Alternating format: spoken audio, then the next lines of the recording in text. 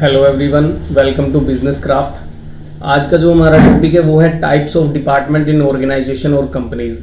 आप सभी ने सुना होगा कि कंपनीज में जो मतलब फ्रेशर हैं बंदे या फिर जो भी काम कर रहे हैं उन्हें तो पता होगा कि कंपनीज कोई भी ऑर्गेनाइजेशन है, मैन्युफैक्चरिंग या सर्विस इंडस्ट्री, तो उसमें काफ़ी सारे डिपार्टमेंट होते हैं। Production, maintenance, quality, HR. तो इतने से कंपनी इतने सारे डिपार्टमेंट्स क्यों रखती है, उनका रिस्पॉन्सिबिलिटी क्या होती है, वो क्या काम करते हैं, तो इस वीडियो में आज हम वो डिस्कस करेंगे। तो आज हम इस वीडियो में मेन डिस्कस करेंगे डिपार्टमेंट कितने टाइप के होते हैं, मेनली इसमें सारे कवर हो जाएंगे, और उनकी कोर रिस्पॉन्सिबिलिटी क्या होती है। ये रहा एक ऑर्गेनाइजेशन चार्ट। मीडियम और स्मॉल इंडस्ट्री में इस टाइप का आपको मिल जाएगा चार्ट देखने के लिए। सबसे पहले ऊपर होता है सीईओ, डायरेक्टर, फिर ये डिपार्टमेंट। इसमें मैंने 12 डिपार्टमेंट दिखाए हुए अभी। HR, IT, security, production, quality, maintenance, R and D, NPD, accounts, purchase, store, tool room, sales and marketing. तो सीईओ का क्या काम होता है, डायरेक्टर का क्या काम होता है, ये इतनी सारे डिपार्टमेंट क्यों होते हैं कंपनीज में, ये हम इस वीडियो में आज डिस्कस करेंगे। सबसे पहले आते हैं सीईओ पे। सीईओ जो स्मॉल और मीडियम कंपनीज होती है, इनमें सीईओ मेन ओनर को ही बोलते हैं हम। जितनी भी स्मॉल या मीडियम साइज कंपनीज होंगी, जो बड़ी कंपनी एमएनसी या बहुत बड़ी, उनमें सीईओ कोई थर्ड पर्सन भी होता है। जैसे गूगल, उनके सीईओ सुंदर पिचाई हैं, तो वो उसके ओनर नहीं है, वो जस्ट सीईओ हैं, उनको सैलरी पे रखा हुआ है। ऐसे ही माइक्रोसॉफ्ट के सत्या नडेला ओनर नहीं है, वो सीईओ हैं, उन्हें भी सैलरी पे रखा हुआ है। पर जो अपने इंडिया में मैक्सिमम कंपनीज हैं जो स्मॉल और मीडियम साइज की हैं, तो उनमें सीईओ जो होता है, एमडी भी बोल देते हैं, डायरेक्टर भी, वो ओनर ही होते हैं मेन। तो सीईओ का मेन चीफ एग्जीक्यूटिव ऑफिसर, ये इसकी फुल फॉर्म होती है। ये होता है मेन पूरे ऑपरेशन का। ये कंपनी का विजन सोचता है कि अगले 5 साल में, अगले 10 साल में, ये अगले फ्यूचर की सोचता है कि कंपनी कहाँ जाएगी, कितना हमने टर्नओवर रखना है, कितने हमने क्लाइंट ऐड करने हैं। वो सारी स्ट्रेटजी सीईओ प्लान करता है, और वो डायरेक्टर उस स्ट्रेटजी को एग्जीक्यूट करता है कि हमने क्या क्या डेवलपमेंट करना है सॉरी, फ्यूचर के लिए बिजनेस कितना डेवलपमेंट करना है, ब्रांच खोलनी है, नए कस्टमर बनाने हैं। तो ये डायरेक्टर इन सारे डिपार्टमेंट्स के साथ मिलके ये काम करता है। पूरी टीम मिलके ये सारा काम करती है। इसमें हर डिपार्टमेंट की अलग रिस्पॉन्सिबिलिटी होती है। जैसे एचआर की मेन रिस्पॉन्सिबिलिटी होती है रिक्रूटमेंट, मतलब कि जब इतनी कंपनी है, इतनी बड़ी पॉपुलेशन है, इसमें इतने मैन पावर काम करती है, कोई रहता है, कोई छोड़ के जाता है, कोई फैमिली प्रॉब्लम, तो राइट टाइम पे राइट पर्सन कंपनी को अवेलेबल कराना जो मेन रिस्पॉन्सिबिलिटी होती है, वो होती है एचआर की। ऐसे ही आईटी डिपार्टमेंट, आईटी की भी मेन इंफॉर्मेशन टेक्नोलॉजी। आपको पता है कि आजकल हर कंपनी में कंप्यूटर है, सारा काम, मैक्सिमम काम ऑनलाइन होता है। हमारा डाटा, हमने क्या बनाया, हमारे क्लाइंट कौन है, सारा डाटा हमारा ऑनलाइन होता है। तो ये डाटा सेफ रखना, डाटा की सिक्योरिटी, सर्वर अपडेट करना टाइम टू टाइम, कोई वायरस ना आ जाए या कोई हैक ना कर ले, तो इसके लिए आईटी डिपार्टमेंट होता है। सिक्योरिटी भी बहुत मेन इंपॉर्टेंट है कंपनी के। सिक्योरिटी का काम ये नहीं कि सिर्फ गेट पे खड़ा होना के सैल्यूट कर देना कोई आया। सिक्योरिटी बहुत इंपॉर्टेंट डिपार्टमेंट है। कोई कंपनी से अंदर आ रहा है, कोई मटेरियल अंदर जा रहा है, फिनिश गुड माल बन के बाहर जा रहा है, उसका बिल चेक करना, मटेरियल को क्रॉस वेरीफाई करना, पर्सन आज कितने आए कंपनी में, कितने गए, उनकी इन आउट की एंट्रीज। तो सिक्योरिटी भी एक बहुत इंपॉर्टेंट डिपार्टमेंट होता है। जिस बिल्डिंग में या जिस कंपनी में काम कर रहे हो, उस कंपनी में सब ठीक चल रहा है, कहीं पे कोई मतलब फ्यूचर में इमरजेंसी ना हो सके, बिल्डिंग के सारे इक्विपमेंट ठीक हैं। अगर फायर एक्सटिंग्विशर की बात करें, जो आग बुझाने वाले यंत्र होते हैं, वो ठीक हैं, बिल्डिंग मतलब ठीक है अपनी, तो ये सारे कुछ जो रिस्पॉन्सिबिलिटी होती है, ये सिक्योरिटी डिपार्टमेंट की होती है। इसके बाद आता है प्रोडक्शन डिपार्टमेंट।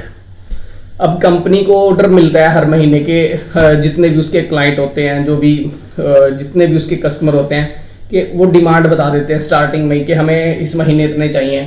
तो प्रोडक्शन का काम होता है कि रॉ मटेरियल की प्लानिंग के साथ साथ उतनी एफिशिएंसी आउटपुट वो बना सकें विदाउट डिफेक्टिव मटेरियल। तो वो ओके मटेरियल कितना बनाना है, पूरी प्लानिंग, और कितने टाइम मशीनें रन करनी है, कितनी मैन पावर बुलानी है, ये सब प्रोडक्शन और प्लानिंग डिपार्टमेंट करता है। अब क्वालिटी डिपार्टमेंट, क्वालिटी, कोई भी प्रोडक्ट कंपनी में बन रहा है आज के टाइम में मार्केट में, अगर आपके प्रोडक्ट में क्वालिटी नहीं है तो उसका प्राइस ही नहीं आपको मिलेगा। कोई भी प्रोडक्ट है उसकी क्वालिटी उसे अलग बनाती है। तो क्वालिटी डिपार्टमेंट का यही काम होता है कि हर स्टेशन पे या हर प्रोसेस में जो भी मटेरियल बन रहा है वो प्रॉपरली चेक हो, जितना उसको बोला गया उतना प्रोसेस में वो पूरा चेक होके जाए, मतलब कस्टमर के पास ओके क्वालिटी पहुंचे, ट्रांसपोर्ट भी ठीक रहे। ये सारा काम क्वालिटी डिपार्टमेंट का होता है। अननेसेसरी अगर कोई इसमें ऑपरेशन करना पड़ रहा है तो वो नेग्लेक्ट किया जाए, उसे खत्म किया जाए ताकि अपनी कॉस्ट भी सेव हो। उससे अगला डिपार्टमेंट आ जाता है मेंटेनेंस। मेंटेनेंस से आप समझ ही गए होंगे, मेंटेनेंस अगर हम कोई गाड़ी भी लेते हैं, कार भी लेते हैं, तो हमें उसकी टाइम टू टाइम मेंटेनेंस करानी पड़ती है। अगर हम नहीं कराएंगे तो हमारी मशीन, जो हमारा 2 व्हीलर है, 4 व्हीलर है, वो बहुत ही जल्दी, जितनी उसकी लाइफ होगी उससे हाफ से भी पहले ही खराब हो जाएगा। सेम मशीन्स के साथ होता है। तो ये मेंटेनेंस डिपार्टमेंट का काम होता है कि जितना भी मशीन्स हैं, जितने भी इक्विपमेंट है, उनकी टाइम टू टाइम सर्विस की जाए। छोटा मोटा कोई कहीं पे डैमेज है उसको पहले ही रिपेयर कर दिया जाए ताकि वो बड़ा डैमेज ना बने आगे टाइम के लिए। तो ये मेंटेनेंस डिपार्टमेंट का काम होता है। ऐसे ही R&D और NPD लिखा है यहाँ पे। कोई कंपनी तो रखता है R&D, रिसर्च एंड डेवलपमेंट, किसी कंपनी में होता है NPD, बट एक ही काम होता है इसका, NPD न्यू प्रोडक्ट डेवलपमेंट। मतलब कि जैसे ये हर प्रोडक्ट की लाइफ होती है ऑटोमोबाइल इंडस्ट्री में, कि जैसे स्विफ्ट डिजायर का कोई मॉडल, जब पहले स्विफ्ट आती थी तो वो 3 साल तक बनी, उसके बाद चेंज होगी। ऑल्टो के कितने डिजाइन चेंज हो चुके हैं। तो हर प्रोडक्ट की लाइफ होती है। कंपनी को तो काम चाहिए होता है, तो जो मार्केट में आने से पहले ये रिसर्च एंड डेवलपमेंट चलता रहता है। तो वो अपने वेंडर से ही डेवलप कराते हैं नए पार्टों को। तो वो इस डिपार्टमेंट का काम होता है। जितने भी हमारे फ्यूचर के प्रोजेक्ट हैं, अपकमिंग प्रोजेक्ट हैं, ये उनको पहले डेवलप करते हैं, फिर प्रोडक्शन को हैंड ओवर करते हैं पूरा ओके करके उसको। अकाउंट डिपार्टमेंट, अकाउंट डिपार्टमेंट काफी इंपॉर्टेंट है। ये किसी भी कंपनी छोड़ो, अगर आपकी दुकान या कोई छोटे से छोटा बिजनेस भी, अपनी रियल लाइफ में भी अकाउंट्स आपको आना चाहिए। मैं मानता हूँ काफी बोरिंग सब्जेक्ट है, बट ये काफी इंपॉर्टेंट है। कैश फ्लो कंपनी का कैसा है, ट्रांजैक्शन कंपनी की, पेरोल, लेबर की चेक, कंपनी की कैपिटल, ये सारा का सारा काम।